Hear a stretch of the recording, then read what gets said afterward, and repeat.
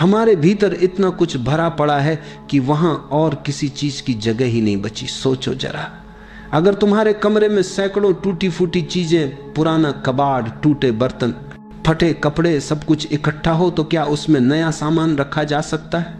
बिल्कुल नहीं। पहले पुराना हटाना होगा, जगह बनानी होगी। ठीक ऐसा ही हमारे मन का हाल है। यह मन एक गिलास की तरह है, पर गिलास पानी से नहीं, धूल से, गंदगी से भरा हुआ है।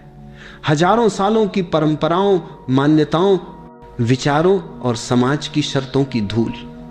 इस धूल से गिलास पारदर्शी नहीं रहा। अब तुम उसमें ईश्वर का निर्मल जल भरना चाहते हो, पर कैसे भरोगे?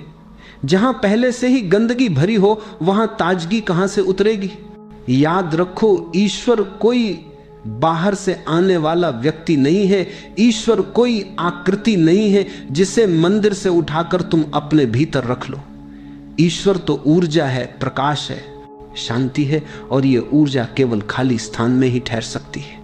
जिस तरह हवा तभी कमरे में आती है जब खिड़कियां खुली हो, उसी तरह ईश्वर तभी उतरता है जब भीतर खालीपन हो। लेकिन समस्या यह है कि हम खाली होने से डरते। खालीपन हमें मृत्यु जैसा लगता है।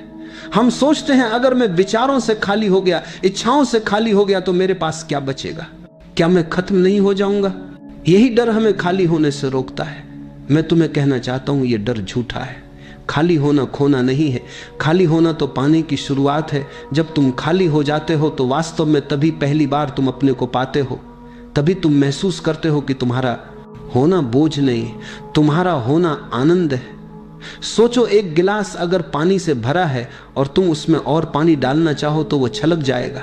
लेकिन अगर वही गिलास खाली हो तो उसमें कोई भी निर्मल जल भर सकता है। ईश्वर का अनुभव भी ऐसा ही है। जब तक तुम्हारा मन भरा है वह छलकता रहेगा और उसमें ईश्वर ठहर नहीं सकता।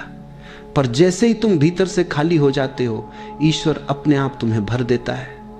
तो पहला कदम है खाली होना। खालीपन ही दरवाजा है, खालीपन ही सेतु है, खालीपन ही कुंजी है।